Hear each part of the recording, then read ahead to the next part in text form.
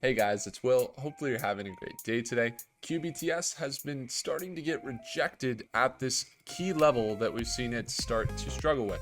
We know that it made a recovery to previous highs. So you can see this is over the past few months. It surged from a dollar up to $11 before selling off and then surged what was 165% up to $12 again and got rejected.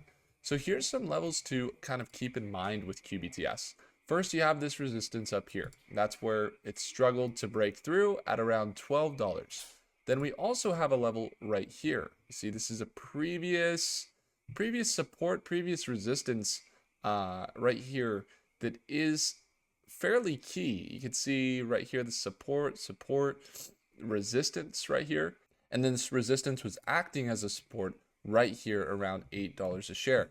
And it did bounce here. And now the RSI MACD is starting to look more on the oversold side. This is interesting because it's still a little bit overextended from that 200-day moving average. But if we're going to see this stock recover, let's say back to $12 a share, there's a couple things we'll be watching very closely. The technicals right now is watching this previous resistance and support to see if it holds that $8 range. If we start to see it make this recovery back up here to say $9, then that would make a lot of sense for it to now have this resistance again around $11.90 and then back down to here at 12% lower from that point. So we'd be about here, 7% lower would be a support at $8. So we'll be watching those levels here as we continue the week. Our portfolio is up about 4.5%.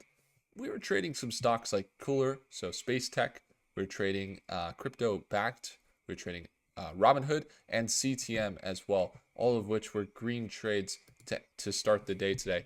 Now, if you take a look at QBTS D-Wave, one thing you'll notice about their financials is they have in the billions of dollars of valuation, and they are the one quantum computing company that everybody's looking at and saying it seems they have a commercial path where they're actually being used.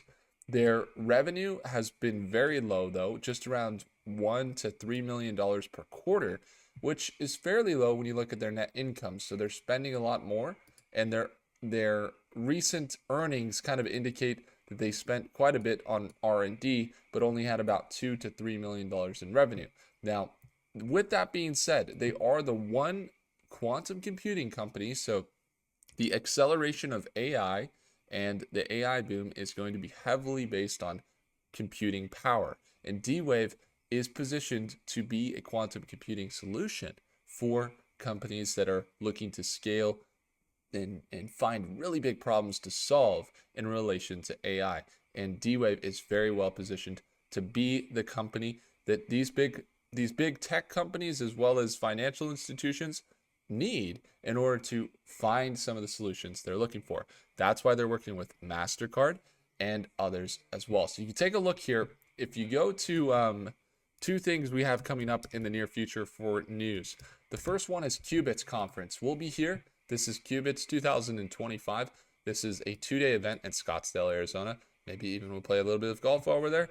It's at the Phoenician, and there is going to be a breakdown of what's coming in the near future.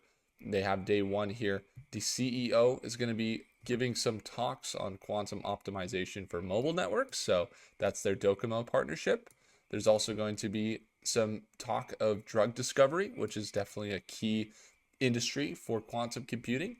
And then there's also some realizing advantage systems, using these quantum computers to run quantum powered applications and how they're being used right now. So from drug discovery to, let's say cellular network optimization to also in finance, and we'll see what other companies decide to show up. We'll be there checking it all out, and we'll be there on March 31st in Scottsdale. So the reason I say it is because this is positioned well to potentially be an event for them to make some big announcements.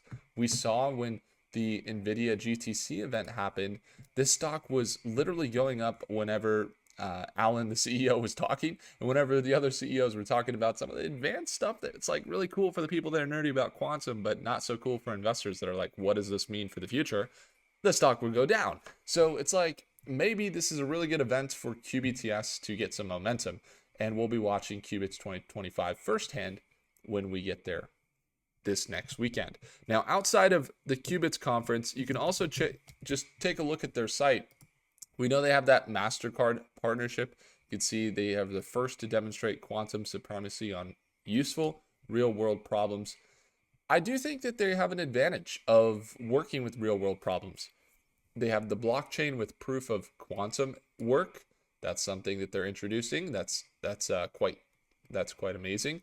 And you also have all of the different industries that they're working. If you wanted to use this quantum computer, let's say through the cloud, you can actually do so through their website here. If you'd like to build applications, if you're a developer, this is where you start. If I'm a developer wanting to use D-Wave, I can build quantum applications in the cloud right now directly with D-Wave. And that's good because a lot of the other companies, like for example, Rigetti, while it's a good stream of potential business, they run on AWS. They don't run directly through their website. And D-Wave is positioning themselves as a company where you can utilize the quantum computing network through the cloud directly on their website, which is quite innovative, I'd say, and puts them in a little bit of a more unique position to capitalize on the markets than other companies relying on big tech to provide those cloud services like AWS, for example. So they have their own cloud service. This is going to be one of the crucial levels at $8 a share. We'll see if it holds it.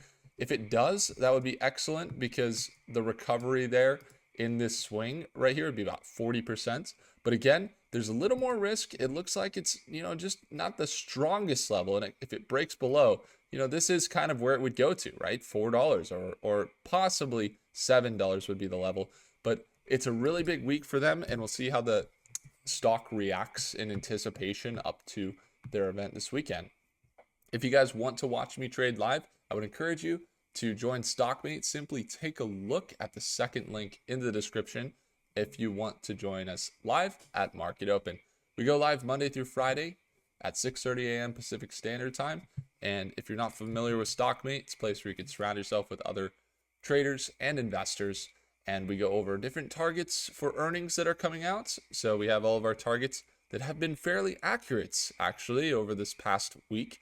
But we have all of our targets along with different earnings for the week. If you guys would like to surround yourself with other traders, it's the second link in the description to watch me trade live tomorrow at Market Open. Thank you guys again for watching.